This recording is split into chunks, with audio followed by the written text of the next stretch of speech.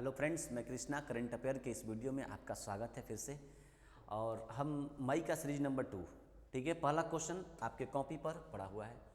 Shooter दादी के नाम से मशहूर चंद्रो तोमर का निधन हो गया, उनका संबंध किस राज्य से था? ठीक है, चंद्रो तोमर, इनका संबंध किस राज्य से था? आंसर क्या होगा? उत्तर प्रदेश, है ना। उत्तर प्रदेश की रहने वाली चंद्रो तोमर का निधन हो चुका है ना। ध्यान दीजिएगा इस बात को। शूटर दादी के नाम से मशहूर थी। इनके बारे में और क्या खास बात है? Note, shooter Chandro Tomar shooter दादी के नाम से, जिनका उपनाम शूटर दादी था। मतलब जो शूटिंग का गेम होता है ना, उसी में कोविड-19 के कारण 89 वर्ष की आयु में इनका निधन हो गया, है ना। उत्तर प्रदेश के बागपत गांव की रहने वाली थी ये। तोमर की आयु 60 वर्ष से अधिक थी तब उन्होंने पहली बार बंदूक उठाई थी। सबसे बड़ी खास बात यह है कि जब ये 60 वर्ष की हो गई ना, तब इसके बाद जो शूटिंग गेम होता है ना, उसमें ये हिस्सा लेना चालू की 60 वर्ष की उम्र में। अतः इसीलिए काफ़ी फेमस बन गई। कोई 60 साल की उम्र में शूटिंग गेम खेलना चालू कर दिया। और उसके बाद भी इन्होंने उनके नाम 25 से अधिक राष्ट्रीय चैंपियनशिप खिताब दर्ज की। 25 साल मतलब 60 साल के बाद इन्होंने खेलना शुरू किया शूटिंग को। अब सोचो, 60 साल की उम्र में खेलना शुरू किया, इसके बाद भी 25 राष्ट्रीय चैंपियनशिप खिताब दर्ज कर ली इन्होंने अपने नाम से। इसीलिए काफ़ी करंट का शुरू किए। उत्तर प्रदेश की बागपत गांव की रहने वाली ये दादी माँ, जो कि शूटर दादी के नाम से मशहूर है, ठीक है ना, उत्तर प्रदेश की रहने वाली है। अगला क्वेश्चन, भारत में अपने मोबाइल ऐप पर एक वैक्सीन खोजकर उपकरण पेश करने के लिए भारत सरकार के साथ कौन सा जारी किया है? आंसर होगा फेसबुक। अभी फेसबुक के जो संस्थापक है मार्क जुकरबर्ग, अभी भारत को कोविड-19 में सहायता देने का ऐलान किया, तो उन्होंने काम भी कर रहा है। और एक मोबाइल ऐप पर एक वैक्सीन खोजक उपकरण के लिए उन्होंने ये काम किया है ना। और भारत को मदद भी किया इन्होंने। नोट, टीका लगाने के लिए लोगों को आसपास के स्थानों की पहचान करने में मदद मिलेगी उस ऐप से। टीका लगाने, किस स्थान पर अगर आपको टीका लगाना है, कहाँ पे अधिक महामारी फैली हुई है, वहाँ पे ना पता लगा पाएगा वहाँ से, ऐप के माध्यम से, और कुछ भी नहीं है। और फेसबुक के मुख्य कार्यकारी अधिकारी कौन है? Mark Zuckerberg. जो लाइन इंपॉर्टेंट है उसको हम टिक कर दे रहे हैं, और बाकी आप एक बार पीडीएफ जब जाएगा तो आपसे रिक्वेस्ट है एक बार जरूर पढ़ लीजिएगा, हर चीज़ को एक बार पढ़ लीजिए आप। और किसी में कोई विशेष बात है नहीं, लेकिन सब लाइन काम की है स्टैटिस्टिक्स जीएस के इंपॉर्टेंस से। फेसबुक का मुख्यालय कहाँ, याद रखिएगा, बहुत बार पेपर में आया, कैलिफोर्निया, अमेरिका में, ठीक है। चलिए अगला क्वेश्चन, स्यूराई टेक्नोलॉजी, इसकी जो ब्रांच है ना, स्यूराई टेक्नोलॉजी, इसकी खुद की संस्था प्राइवेट लिमिटेड कंपनी है, जो कि पूना महाराष्ट्र में इसका एक ब्रांच है ना, मेन एचओडी है इसका, ने लघु धारक, सीमांत और बड़े धारक किसानों को मदद करने के लिए किस बैंकिंग प्लेटफॉर्म समझौता किया? एसबीआई योनो से। एसबीआई योनो, जो कि जानते हैं एप्लीकेशन है, एसबीआई की अपनी खुद की एप्लीकेशन है ना, उसी के साथ स्यूराई टेक्नोलॉजी, ये प्राइवेट लिमिटेड कंपनी है, जिसके ब्रांच कहाँ है? महाराष्ट्र, पुणे में है। उन्होंने ये लघु धारक, सीमांत और बड़े धारक किसानों की मदद करने के लिए उन्होंने ये समझौता किया है। क्यों? देखिए इसके बारे में। बैंकिंग प्लेटफॉर्म योनो एसबीआई के साथ भागीदारी की, जो एक मुफ्त एप्लीकेशन है। कौन? एसबीआई योनो एक मुफ्त एप्लीकेशन भी है, आप जानते हैं, सबको यूज करता है, हम भी यूज करते हैं। इससे उन्हें अपनी लागत के साथ साथ लगातार कुल लाभ के बही खाता पर ध्यान केंद्रित करने की अनुमति होगी। इसका उद्देश्य क्या है? पहले इसको लाइन को देखिए, इसका उद्देश्य क्यों मिला, क्यों टाई अप किया एसबीआई योनो के साथ? इसका उद्देश्य देश भर के किसानों को अपने खातों को कुशलता से प्रतिबंधित करने में मदद करना है, जिससे घाटे में कटौती हो, मतलब किसानों को कम से कम घाटा हो सके। इसीलिए स्यूराई कंपनी ने एसबीआई योनो के साथ अपना टाई अप किया है। स्यूराई का अपना B2B ब्रांड फर्म ईआरपी भी है, अपना बिजनेस टू बिजनेस ब्रांड भी है उसका अपना। एसबीआई के बारे में चर्चा हो रही थी। एसबीआई के इस समय अध्यक्ष को दिनेश कुमार खारा, मुख्यालय का है मुंबई। एसबीआई की स्थापना 1 जुलाई 1955 को हुआ था। एसबीआई सार्वजनिक क्षेत्र की बैंक है, न कि राष्ट्रीयकृत बैंक है, सार्वजनिक क्षेत्र की बैंक है एसबीआई। अब देखिए, पारुल देवी दास का निधन हुआ। ये किस राज्य की पहली महिला आईएएस अधिकारी थी? पारुल देवी दास, है ना, असम राज्य की पहली महिला अधिकारी पारुल देवी दास का निधन हो चुका है, ठीक है ना। देखिए इनके बारे में, असम की पहली महिला आईएएस अधिकारी, असम राज्य की पहली महिला आईएएस अधिकारी कौन थी? पारुल, असम राज्य की पहली महिला आईएएस अधिकारी थी, है ना। वे असम, मेघालय, कैडर के आईएएस अधिकारी थे। कह रहा है कि वो अविभाजित असम के पूर्व कैबिनेट मंत्री रामनाथ दास की बेटी थी। वे असम के पूर्व मुख्य सचिव नाबा कुमार दास की बहन भी थी, है ना। तो खैर ये सब इंपॉर्टेंट नहीं है, बस ये जानिए कि असम की पहली महिला आईएएस अधिकारी कौन थी? पारुल दास। अगला क्वेश्चन देखिए, राष्ट्रीय मानवाधिकार आयोग एनएचआरसी जिसको बोलते हैं, का कार्यकारी अध्यक्ष किसे नियुक्त किया गया है? राष्ट्रीय मानवाधिकार आयोग का अध्यक्ष, ठीक है ना, प्रफुल्ल चंद्र पंत को। इसके पहले कौन थे? एच एल दत्तू थे। एच एल दत्तू थे इसके पहले प्रफुल्ल चंद्र कार्यकारी अध्यक्ष के रूप में इनको नियुक्त किया गया है। देखिए क्या है, न्यायमूर्ति थे, सुप्रीम कोर्ट के भी जज रह चुके हैं। न्यायमूर्ति श्री प्रफुल्ल चंद्र पंत ने 22 अप्रैल 2019 को राष्ट्रीय मानवाधिकार आयोग के सदस्य के रूप में काम किया था, सदस्य बने थे उस समय। लेकिन इस समय वो क्या किए हैं कि अब कार्यकारी अध्यक्ष बन चुके हैं। सब एंट्री किया था NHRC में 22 अप्रैल 2019 को।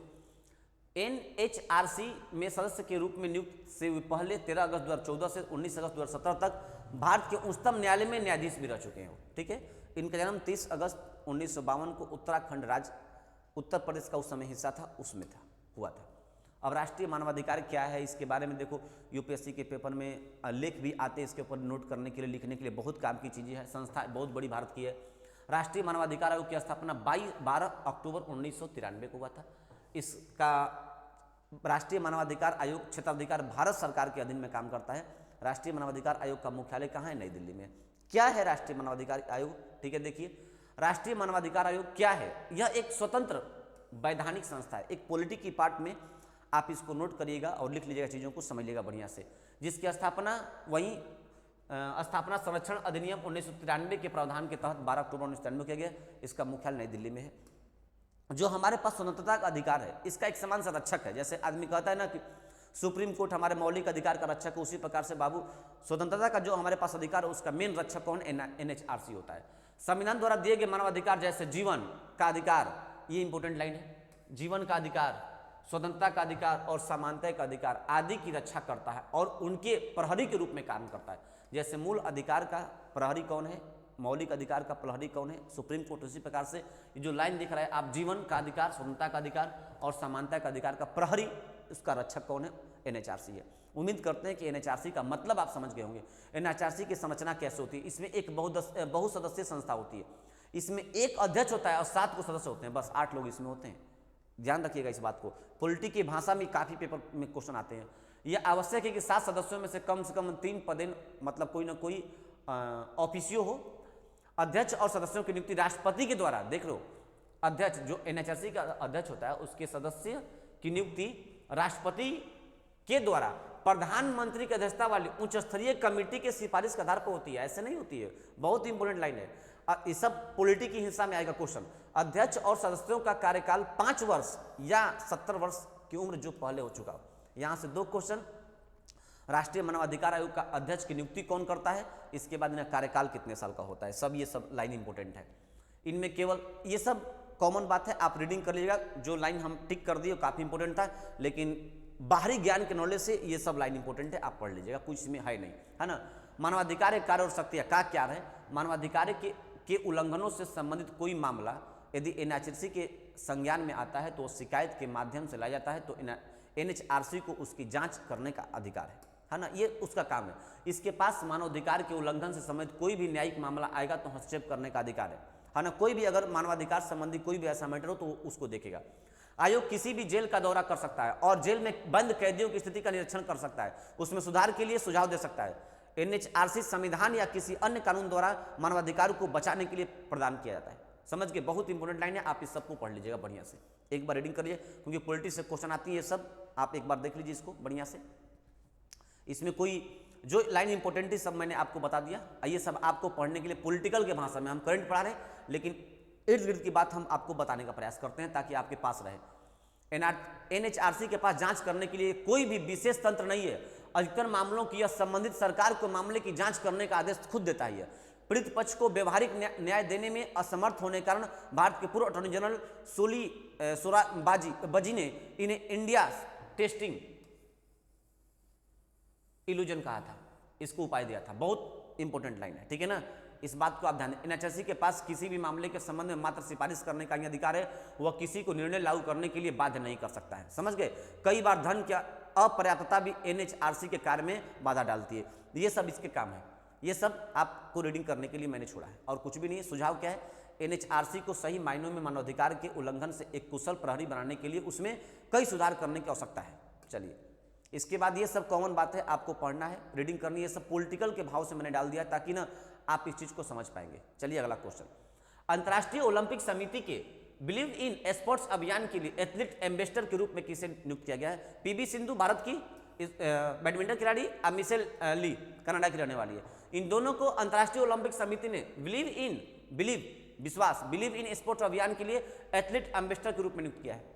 एथलीट का एम्बेसडर बनाया इनको, ठीक है, दोनों को ध्यान दीजिएगा। बैडमिंटन वर्ल्ड फेडरेशन वर्ल्ड ने जिसका ने घोषणा की कि भारत की शटलर पीवी सिंधु और कनाडा की मिशेल ली को प्रतियोगिता में हेरफेर को रोकने के लिए उद्देश्य अंतर्राष्ट्रीय ओलंपिक समिति IOC के बिलीव इन स्पोर्ट अभियान के लिए एथलीट एम्बेसडर के रूप में नियुक्त किया गया है। यह जोड़ी अप्रैल 2020 से BWF है ना के IM बैडमिंटन अभियान के लिए वैश्विक एम्बेसडर हैं। आगे प्रतियोगिता हेरफेर खतरे में के एथलीटों को कोचों और अधिकारियों के बीच जागरूकता बढ़ाने के लिए 2018 में IOC का बिलीव इन स्पोर्ट अभियान शुरू हुआ था। मतलब जैसे होता है ना करप्शन, भ्रष्टाचार को रोकने के लिए कोई मिला ना हो, देख रहे हो ना आप, प्रतियोगिता हेरफेर के खतरे से एथलीट, कोच और अधिकारियों के बीच जागरूकता बढ़ाने के लिए IOC अंतर्राष्ट्रीय ओलंपिक समिति बिलीव इन स्पोर्ट्स है ना यानी खेल पर विश्वास अभियान शुरू किया 2018 में। बाकी कुछ भी कॉमन बात है। अंतर्राष्ट्रीय ओलंपिक समिति का मुख्यालय कहाँ है? लॉजेन में, स्विट्जरलैंड में पड़ता है। अंतर्राष्ट्रीय ओलंपिक समिति के अध्यक्ष थॉमस वाच हैं। अंतर्राष्ट्रीय ओलंपिक समिति की स्थापना 23 जून 1894 को पेरिस, फ्रांस में हुआ था। ये सब यहाँ से यहाँ तक आपके काम की बात है, इसको भाई याद कर लीजिएगा बढ़िया से। देखिए आगे क्या कर रहा है। तिसारा परेरा का नाम सुने हुए श्रीलंका खिलाड़ी, उन्होंने क्रिकेट से संन्यास लेने की घोषणा कर दिया, ठीक है ना। ऑलराउंडर क्रिकेटर तिसारा परेरा जो कि कप्तान भी रह चुके हैं वहाँ की, रिटायरमेंट की घोषणा कर दिया। इनका संबंध किस देश से है? तो आंसर होगा श्रीलंका से। इनका नाम आप जानते हैं, कोई दिक्कत नहीं है। नोट, श्रीलंकाई ऑलराउंडर और पूर्व कप्तान तिसारा परेरा ने अपने 22 साल के अंतर्राष्ट्रीय कैरियर को समाप्त करते हुए अंतर्राष्ट्रीय क्रिकेट से अपने संन्यास घोषणा कर दिया है। कैसा लगा कमेंट करके जरूर बताएं, ठीक है ना। उम्मीद करते हैं कि आपको ये वीडियो बहुत अच्छा लगा होगा, ठीक है ना। Thank you, bye bye.